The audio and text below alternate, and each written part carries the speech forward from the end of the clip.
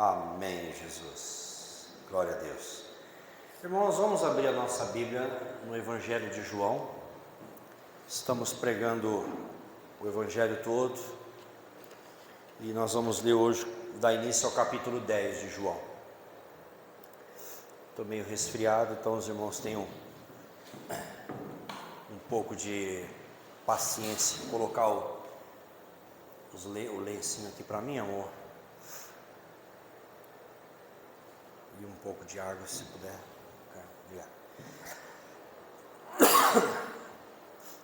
O Evangelho que escreveu João, capítulo 10, vamos ler a partir do versículo 1. Nós vamos ler, na verdade, até o versículo de número 10. Em verdade vos digo, o que entra pela porta no aprisco das ovelhas, o que não entra pela porta no aprisco das ovelhas, mas sobe por outra parte, esse é o ladrão e salteador, ou assaltante. Aquele, porém, que entra pela porta, esse é o pastor das ovelhas. Para este o porteiro abre, as ovelhas ouvem a sua voz, e ele chama pelo nome as suas próprias ovelhas e as conduz para fora. Depois de fazer sair todas as que lhe pertencem, vai adiante delas e elas o seguem, porque lhe reconhecem a voz. Mas de modo nenhum seguirão o estranho, antes fugirão dele, porque não conhecem a voz do estranho. Jesus lhes propôs esta parábola, mas eles não compreenderam o sentido daquilo que lhes falava. O que será que Jesus está falando? Pastor entra pela porta, o salteador não entra pela porta, mas ele sobe por outro caminho, que o bom pastor dá vida pelas ovelhas.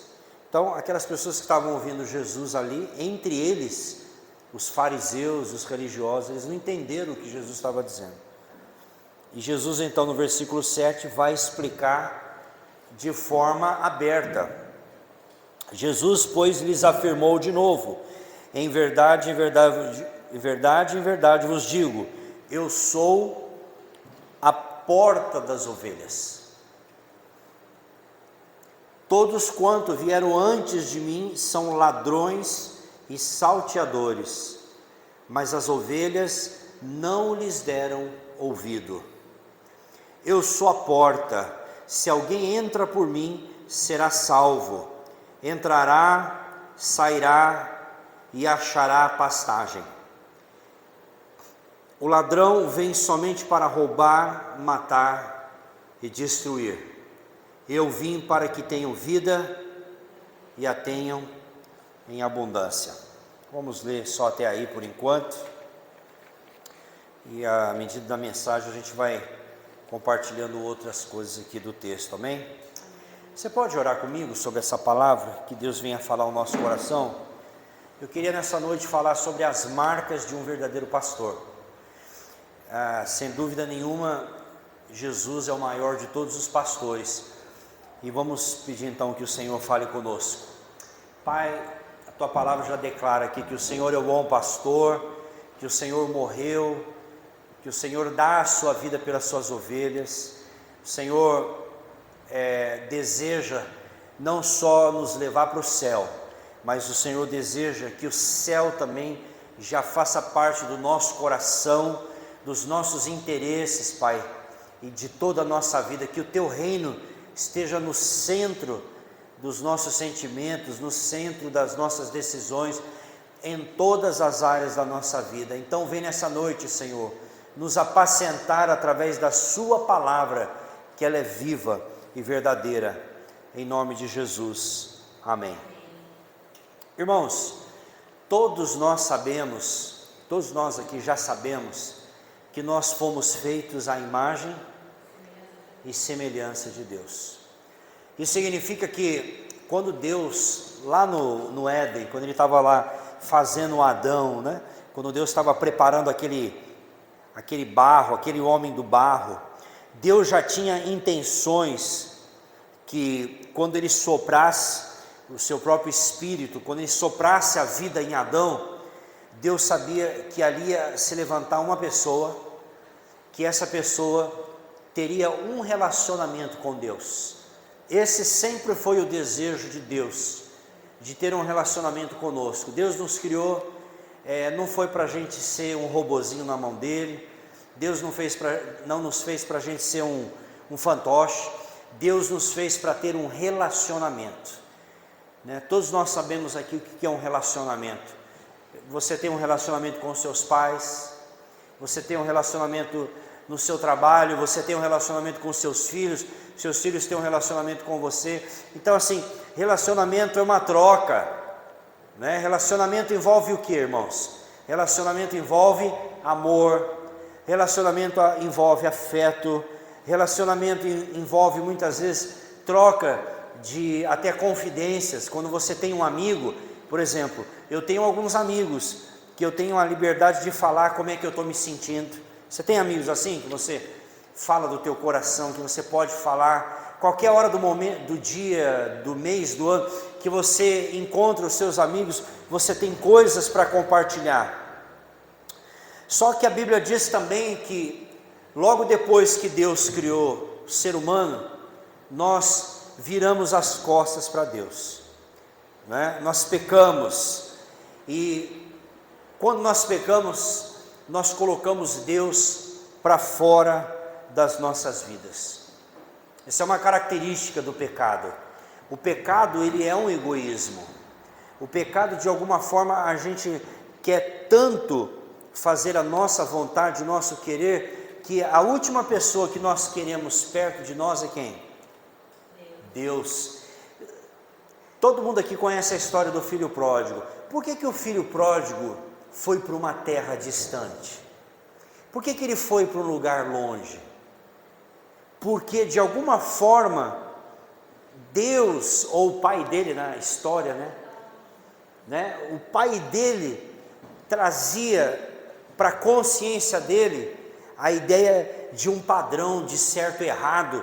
De alguma forma ele sabia que estar perto do pai era estar perto dos princípios, né? Então ele procurou uma terra distante.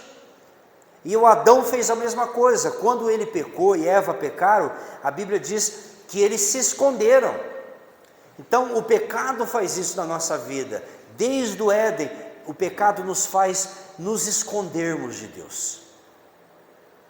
E a Bíblia diz em Isaías 43, quando vai falar sobre Jesus, né, o sacrifício de Jesus ali, eu anotei hoje, como a gente está falando de ovelha, pastor, eu me lembrei na hora que eu estava preparando a minha mensagem, foi tão gostoso, porque eu peguei a minha Bíblia e comecei a escrever, comecei a anotar um monte de coisas que já está dentro de mim, dentro do meu coração, e veio esse texto de Isaías 43, 6, que diz assim: todos nós, e o Isaías se inclui, ele diz: todos nós andávamos desgarrados como ovelhas, cada um se desviava pelo caminho.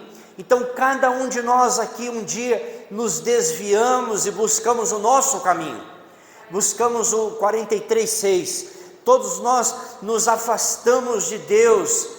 E nos afastamos para onde, gente? Nos afastamos para o nosso próprio caminho, fazendo aquilo que a nossa mente, o nosso coração acha que é o certo, acha que é o melhor, mas todos nós nos desviamos de Deus. E irmãos, essa é a mais natural de todas as tendências, essa é a natureza do nosso coração. A natureza do nosso coração é sairmos do caminho. Quando Isaías diz assim: todos nós andávamos desgarrados como ovelhas, cada um segundo o seu, se desviando pelo seu caminho, porque essa é a condição natural de sair perto de Jesus, de sair perto do bom pastor. E como nós vamos falar do bom pastor, nós sempre procuramos um caminho longe, caminhos que é um falso caminho, caminhos que nos dão uma falsa segurança. E voltando aqui para o nosso texto de Jesus, olha que interessante, por que Jesus abre esse texto dizendo assim, o que não entra pela porta do aprisco das ovelhas, mas sobe para outro lugar é ladrão e salteador. Depois Jesus diz que todos os que vieram antes de mim são ladrões e salteadores, né? Mas as ovelhas não lhe dão ouvidos. Vocês lembram, nós pregamos aqui na semana passada, que Jesus curou um cego de nascença? E quando ele foi dar o testemunho que ele tinha sido curado por Jesus, os fariseus ficaram cheios de ódio, e colocaram ele para fora da sinagoga. Colocaram ele para fora, o testemunho dele não era bem-vindo. Falar de Jesus não era bem-vindo naquele ambiente. Mesmo sabendo que o que tinha operado na vida daquele rapaz era uma obra poderosa de Deus, mesmo sabendo que só Deus é que poderia curar aquele homem daquele jeito, mas para os religiosos, Jesus, o Evangelho e aquele homem não era bem-vindo naquele lugar, e aquele homem foi expulso da sinagoga. Olha que interessante, ele foi expulso no 9:34, mas olha que interessante, por que Jesus vai falar do mercenário, por que ele está falando aqui do salteador ou dos assaltantes? Porque foi exatamente isso que os fariseus fizeram com aquele homem.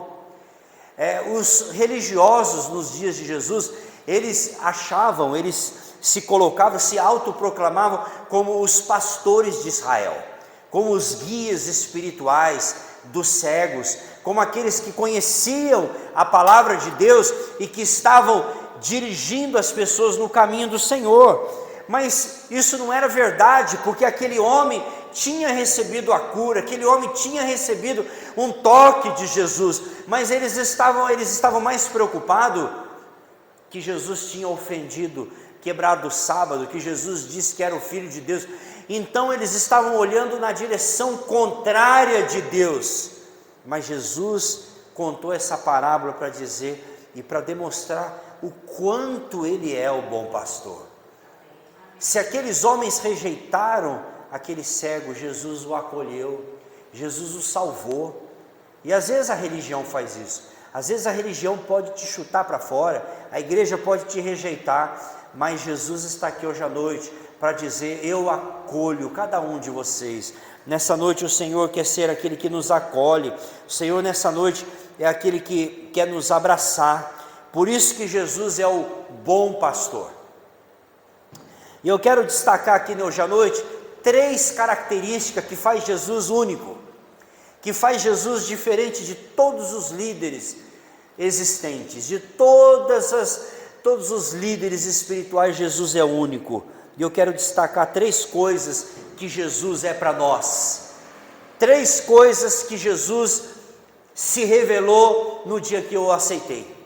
No dia que eu aceitei Cristo, Jesus revelou 3 coisas na minha vida para mim, e que Ele quer nessa noite revelar para você também. Em primeiro lugar, Jesus é o bom pastor, porque Ele nos dá salvação eterna.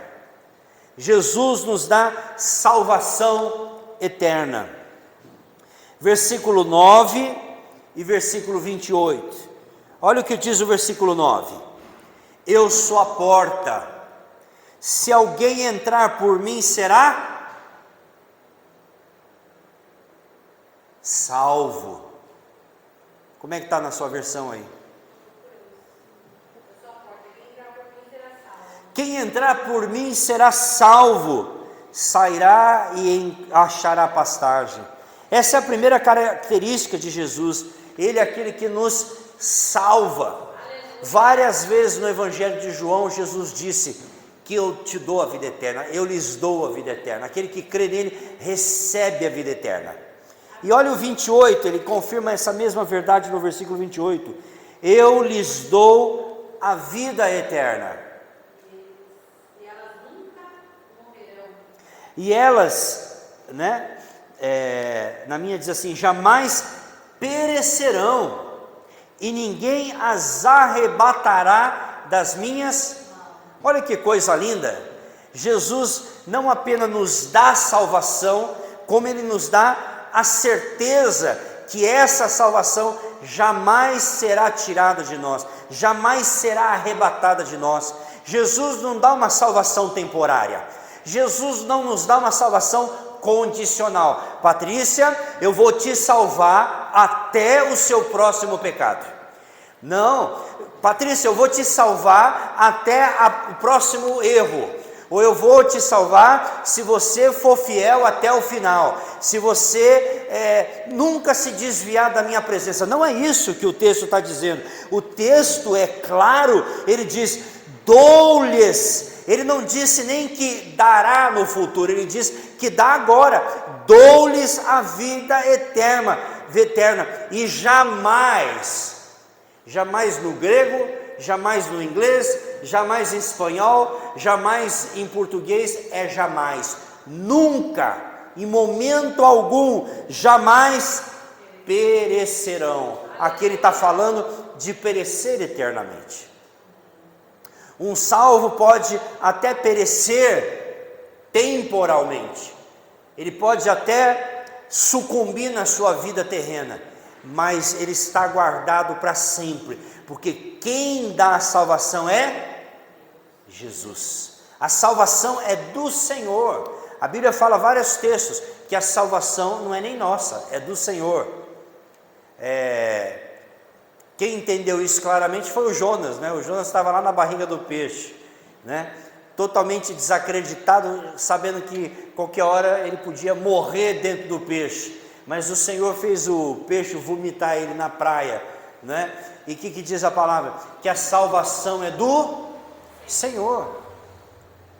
Então ele diz aqui: eu lhes dou a vida eterna, jamais perecerão, e ninguém as arrebatará das minhas mãos. Ninguém pode tirar você das mãos do Senhor, né? Ninguém. E no 29 ele diz ainda: aquilo que meu Pai me deu é maior do que tudo, e da mão do meu Pai ninguém pode arrebatá-lo. Então você está seguro.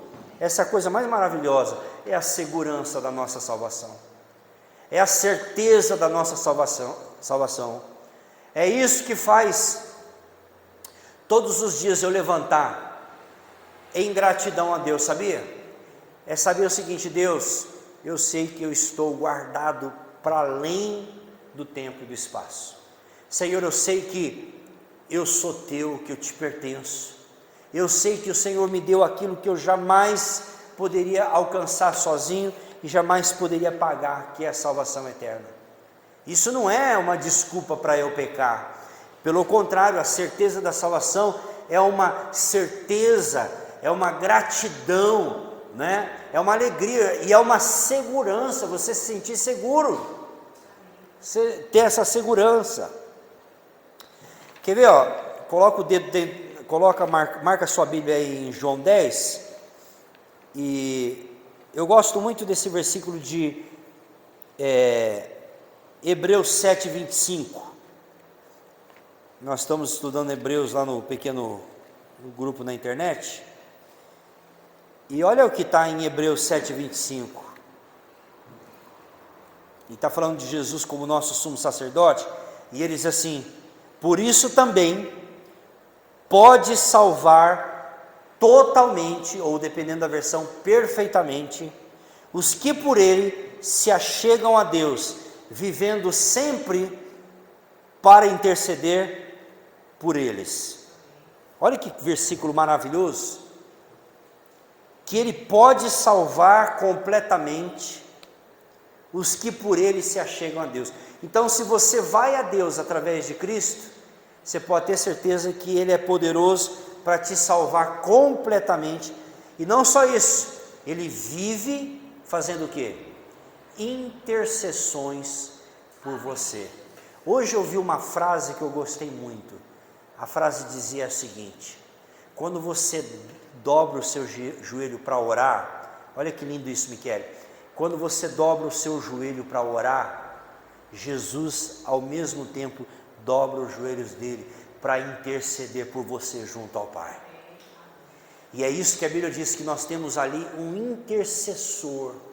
Jesus na cruz realizou o ministério da redenção, e hoje ele terminou a redenção lá na cruz. Ele não disse está consumado, então ali ele comprou uma eterna salvação, mas não terminou o ministério de Jesus. Agora ele está sentado à destra do Pai, exercendo um segundo ministério dele. Qual é?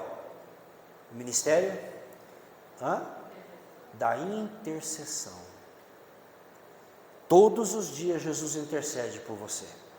Por mais fraco que você se sinta, existe uma peneira. Preste atenção nessa ilustração. Existe uma peneira entre você e as suas adversidades, e Deus nunca vai deixar entrar na sua vida uma tentação ou uma adversidade que seja maior do que você. A Bíblia diz que junto com a tentação, está lá em 1 Coríntios capítulo 10, Deus também nos dá um escape.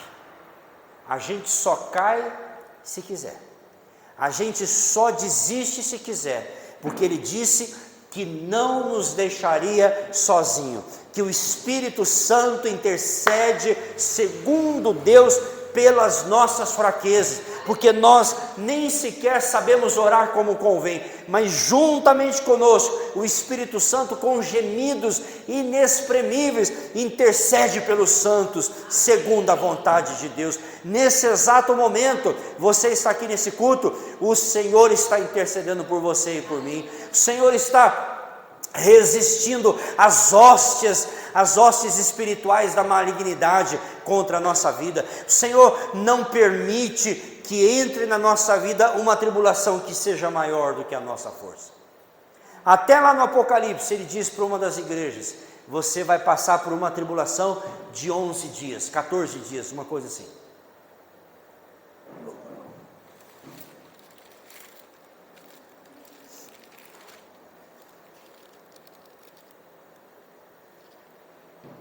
Apocalipse 2:10, não temas as coisas que tens de sofrer. O Senhor já alerta a igreja, não temas as coisas que tens de sofrer, eis que o diabo está para lançar em prisão algum dentre vós. Olha Deus, onisciente, Ele está vendo lá na frente o que vai acontecer, para ser disposto à prova, e tereis tribulação de quanto tempo? De 10 dias, o Senhor dá até o tempo de tribulação. Se Deus não é maravilhoso, gente? Aleluia. Ele fala, olha, a sua tribulação vai durar 10 dias, nem a mais e nem amém. Olha aqui, ele fala assim, você imagina Deus falar assim para você: Miquele, você vai passar uma tribulação, o diabo está fazendo algo contra a sua vida, e essa tribulação vai durar 10 dias. Em outras palavras, o diabo não tem permissão de atentar você no 11º dia. Ele fala aqui, mas se você permanecer fiel, eu lhe darei a coroa da vida. O livro do Apocalipse é um livro de recompensas pela nossa fidelidade. A salvação é uma recompensa que Deus nos dá por causa da fidelidade de Jesus. Mas as recompensas do Apocalipse é por causa da nossa fidelidade. Amém? Você é salvo pela fidelidade de Jesus, mas nós ganhamos recompensas pela nossa fidelidade. Glória a Deus. Quantos estão sendo edificados pela palavra do Senhor? E nesses 10 dias então, eles seriam atribulados. E então nós temos um intercessor no céu. E como diz Hebreus, que Jesus vive sempre por interceder por nós. Isso não é maravilhoso, irmãos? Saber que nós temos sobre quem jogar os entulhos da nossa vida, que nós temos sobre quem jogar os lixos da nossa vida, dos nossos pecados. Essa é a diferença, meu pastor dizia isso, essa é a diferença do salvo e do não salvo. O salvo tem sobre quem jogar o seu lixão, o ímpio não. A Bíblia diz lá em Romanos capítulo de número 2, versículo 5, que o ímpio está acumulando juízo para si. Ele vai aumentando. Sabia disso, que o pecado do ímpio vai acumulando? O dia que ele chegar diante de Deus, ele vai ter tanto pecado para prestar conta. Mas todos os dias, primeiro que nossos pecados foram lançados na cruz, e ele apagou todos os nossos pecados, amém? Os nossos pecados não nos condenam mais, porque Jesus perdoou os nossos pecados. Mas os pecados do nosso dia a dia que nós cometemos podem ser, nós podemos ser livres de toda a culpa quando nós confessamos e quando nós os deixamos diante do Senhor, amém? Todos os dias nós podemos lançar o nosso lixo, as nossas tranqueiras diante do Senhor. Então Jesus é um bom pastor, porque Ele nos deu uma salvação eterna. Segundo lugar, voltando lá para João 10, Jesus é o bom pastor, né? Porque Ele chama suas ovelhas pelo seu nome. Versículo 3. Aqui Jesus está fazendo um contraponto de novo. Para este o porteiro abre, as ovelhas ouvem a sua voz. Olha que coisa linda, irmãos. As ovelhas de Jesus ouvem a sua voz. Você ouve a voz de Jesus? Amém. Sabe por que eu só fui salvo porque eu ouvi a voz de Jesus? Você também? Durante muitos anos da minha vida, eu ouvia a voz de pastores, minhas irmãs me levavam à igreja, mas eu só ouvia a voz dos pastores, sabia?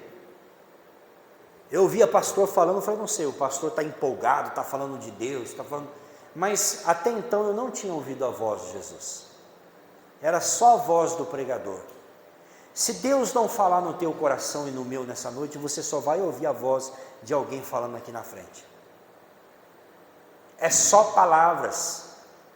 Mas eu me lembro como no dia de hoje, naquele acampamento que eu estava, Jesus, pela primeira vez eu ouvi a voz de Jesus falando dentro do meu coração: Cristiano, eu estou chegando, oh glória, eu estou vindo para entrar na sua vida, eu estou entrando na tua vida. Você abre o teu coração, eu posso entrar na sua vida, eu posso habitar em você, porque até então eu só ouvia pregadores, eu ouvia pessoas pulando, ou na igreja que eu era pequena, eu cresci na igreja metodista, eu ia desde pequeno, corria na igreja, passava debaixo dos bancos, né, e era terrível, ia para lá e para cá, né, mas eu não sabia, eu não tinha ouvido a voz de Jesus, mas eu me lembro, o dia que Jesus falou comigo, a voz dele é incomparável, inconfundível, essa é a palavra que eu estava procurando, é inconfundível, né? João, quando ouve a voz de Jesus lá no Apocalipse, ele cai como morto diante dele, porque é tão poderosa, né? É mais forte do que as águas.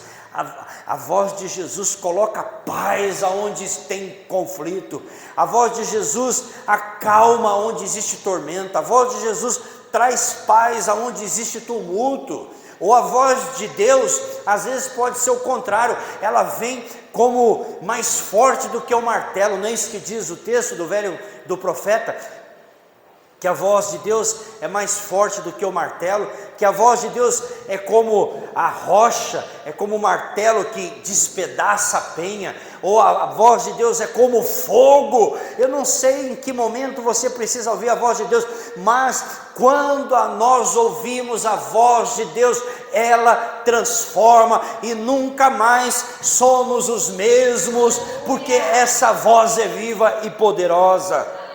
E Jesus diz: as minhas ovelhas ouvem a minha voz. Aqueles homens não estavam ouvindo a voz de Jesus, porque os seus corações estavam cheios de incredulidade. E Jesus falou: porque vocês não creem, consequentemente vocês não são as minhas ovelhas, e consequentemente vocês não podem ouvir a minha voz, porque as ovelhas de Jesus ouvem a sua voz. Coisa linda. Nós poderíamos falar aqui a noite toda sobre a voz de Jesus. As suas ovelhas Ele chama pelo nome. Você já ouviu o Senhor dizendo Patrícia, te chamando? Você já ouviu Deus te chamando Miquele? Você já ouviu Deus falando, Cristiano? Eu já ouvi. Quem já ouviu o Senhor falar? Você já ouviu Deus chamar você pelo seu nome? E se você não ouviu, você pode dizer, Deus, fala que o teu servo ouve. Hoje à noite você pode dizer para o Senhor, fala, Senhor, que o teu servo ouve. Faça como Samuel. 3 vezes o menino levantou, falou, o Senhor está me chamando. Foi lá para o profeta Eli, o sacerdote Eli, o Senhor está me chamando? Ele falou, não, não estou, volta a deitar. De novo Samuel, oh coisa linda. E ele foi lá de novo, o Senhor me chamou, eu ouvi. Mas por que Deus chamou 3 vezes? Porque Deus estava treinando o ouvido espiritual de Samuel. Das outras vezes, ele ouvia na primeira. Só que às vezes Deus fala na primeira, mas a gente ainda está ouvindo, nosso ouvido ainda está meio, sabe, está misturado com outros sons, com outras vozes. Às vezes a nossa mente está muito agitada, aí Deus fala de novo. Na 3ª vez o profeta disse o que? Na 3ª ou na 4ª? Falou, se Deus te chamar novamente, acho que foi na 4ª, 3 vezes ele foi até o profeta. Ele disse, se a voz te chamar de novo, você diz, fala, Senhor, que o teu servo ouve.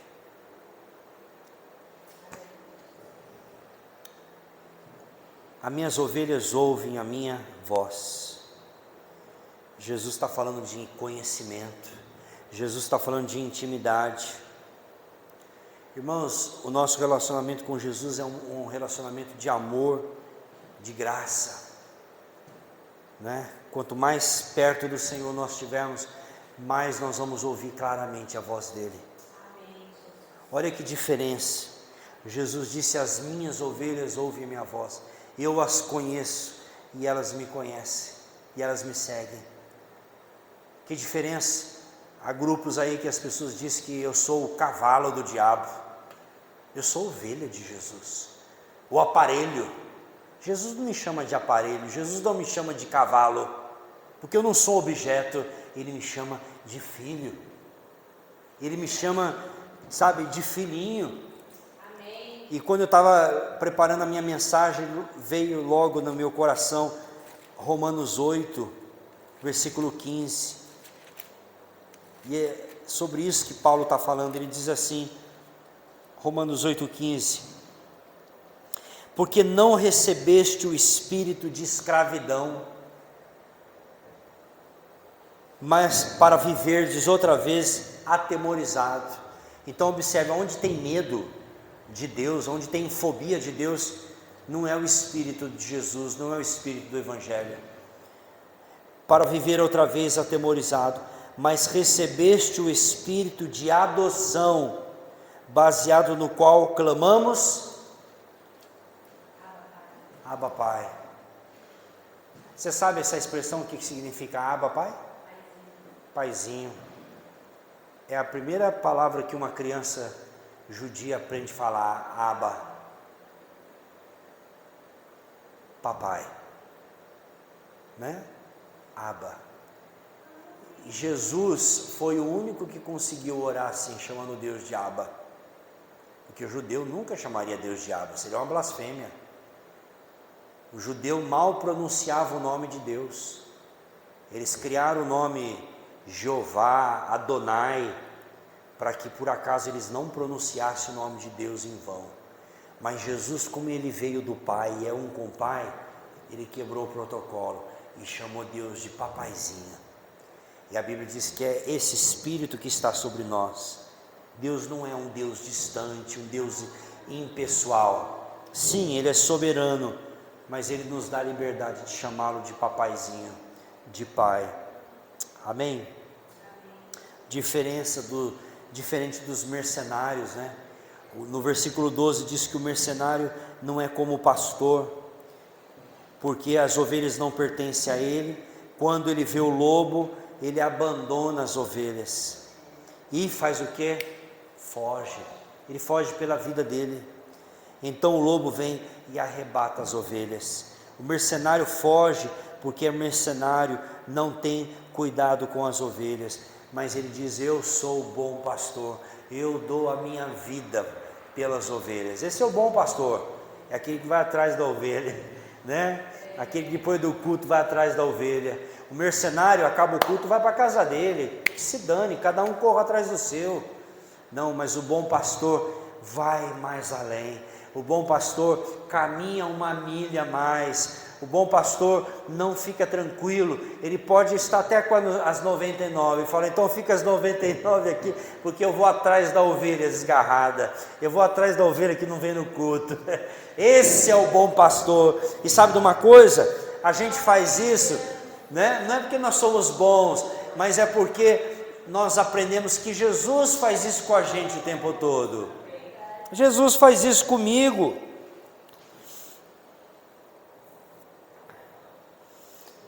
Aleluia. Como Deus é bom. O que você tinha falado, amor?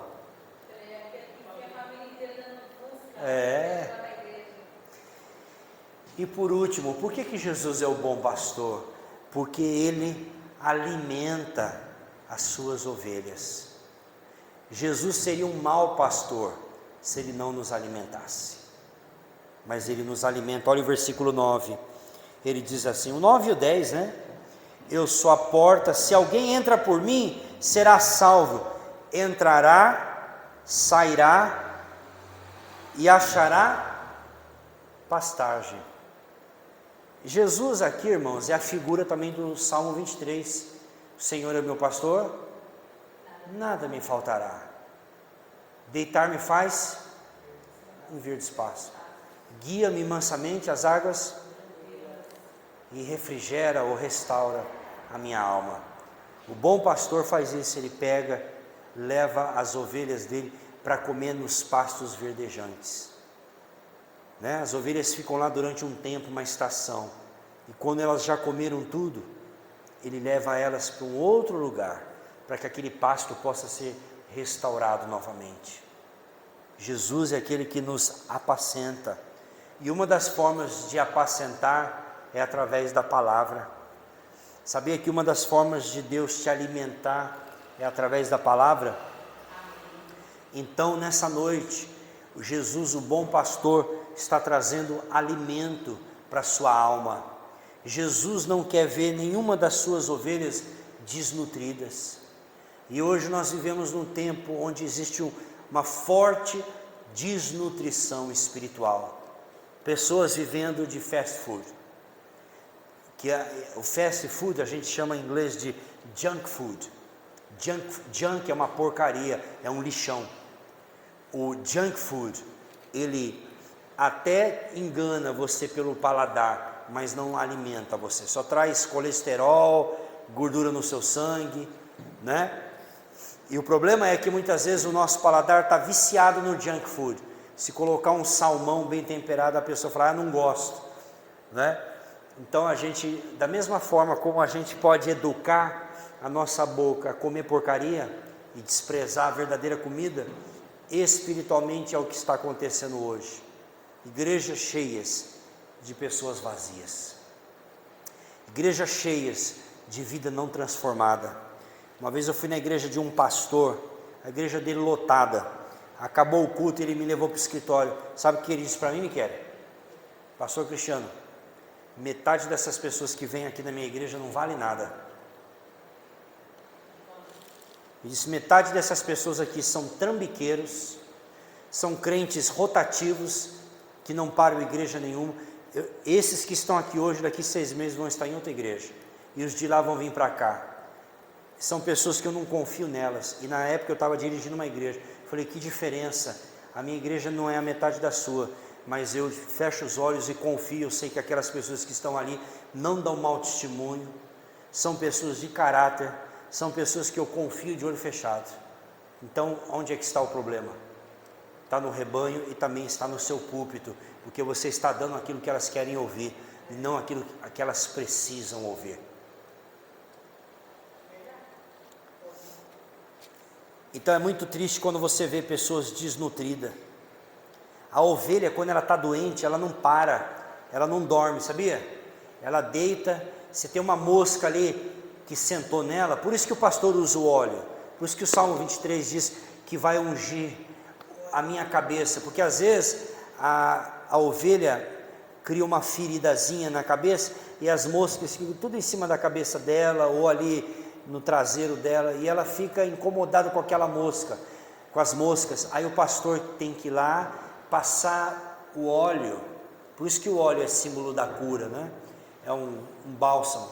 Ele passa aquele óleo para refrescar, para a ovelha poder dormir, senão ela não dorme. E se ela fica agitada no aprisco, sabe o que ela faz? Todas as outras ovelhas são curiosas e ficam incomodadas também, e todo mundo levanta. Então as ovelhas não dormem. Então ele tem que separar aquela que está doente. Obrigado. Resfriado. Toma uma água aqui.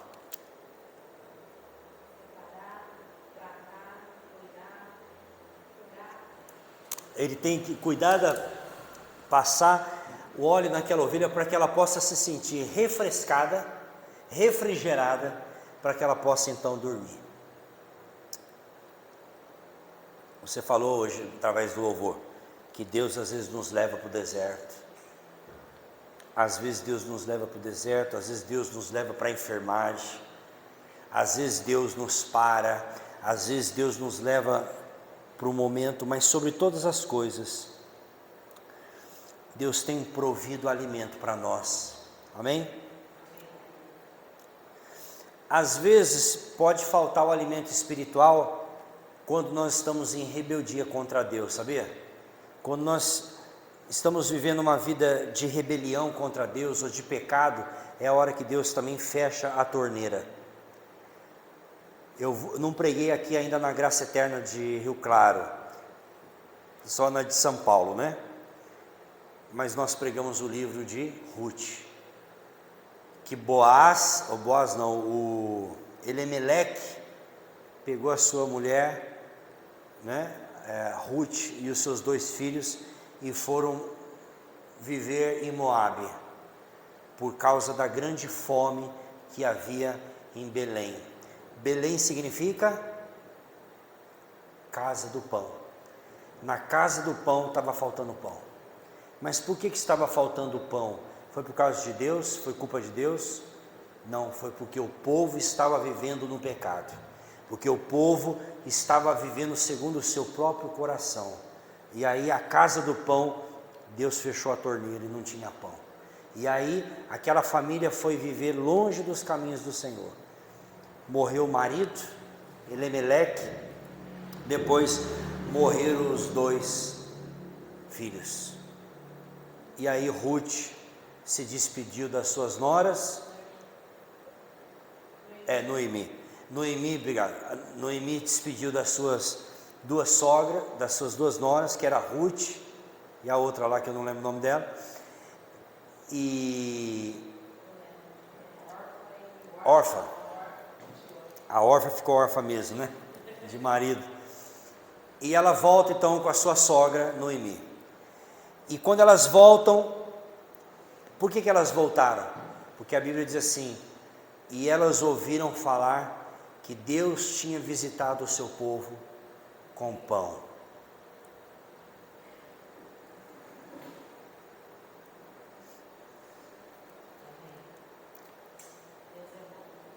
E eu quero ler 2 versículos para você nessa noite.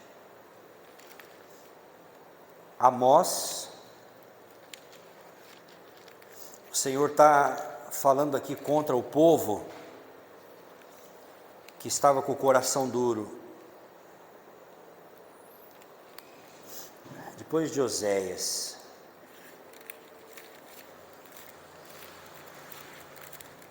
Amós, capítulo 8, versículo 11 e 12. Olha a palavra, que palavra dura o Senhor dá para o povo dele aqui, ó.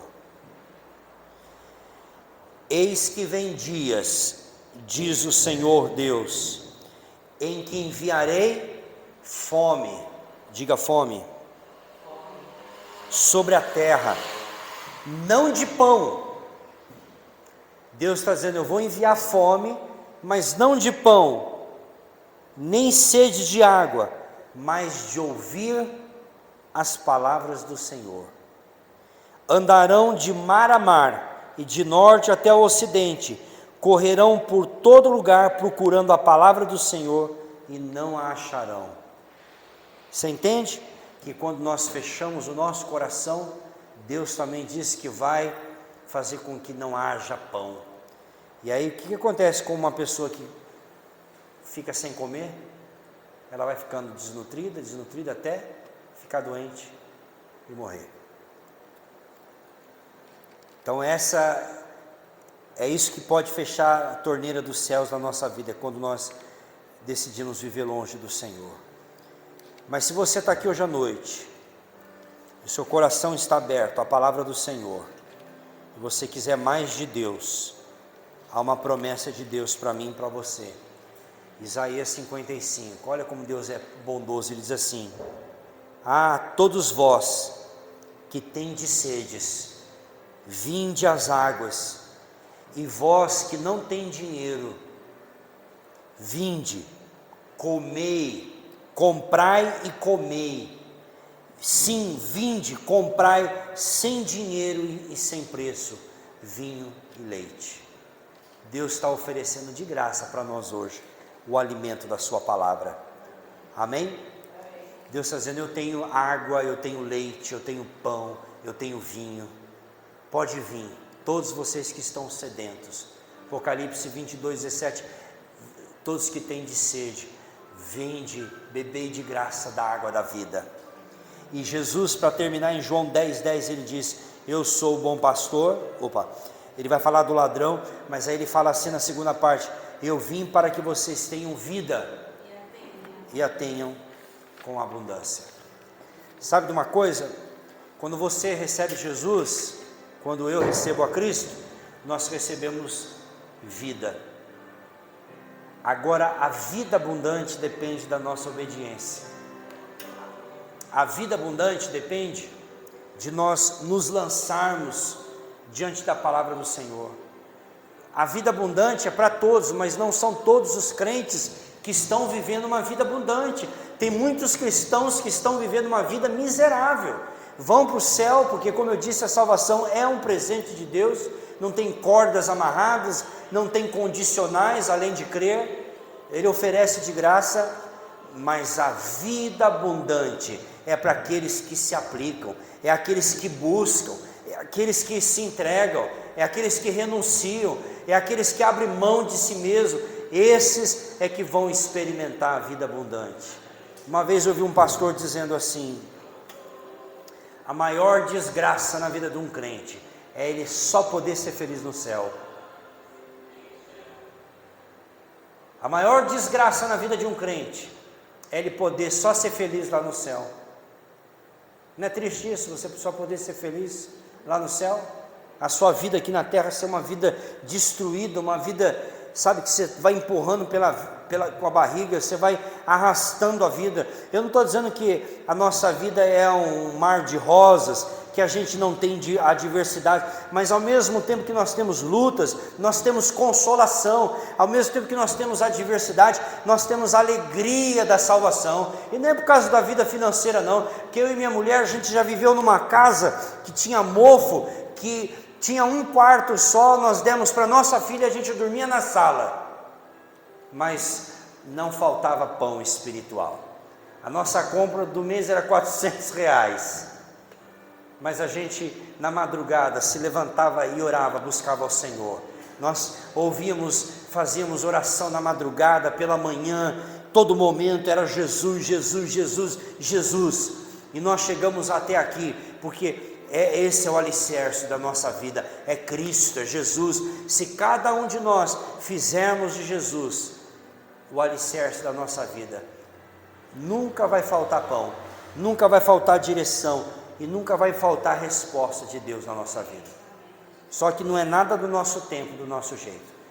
Entenda de uma vez por todas, que as coisas de Deus são feitas do jeito de Deus, para a glória de Deus. Curva a sua cabeça, vamos orar.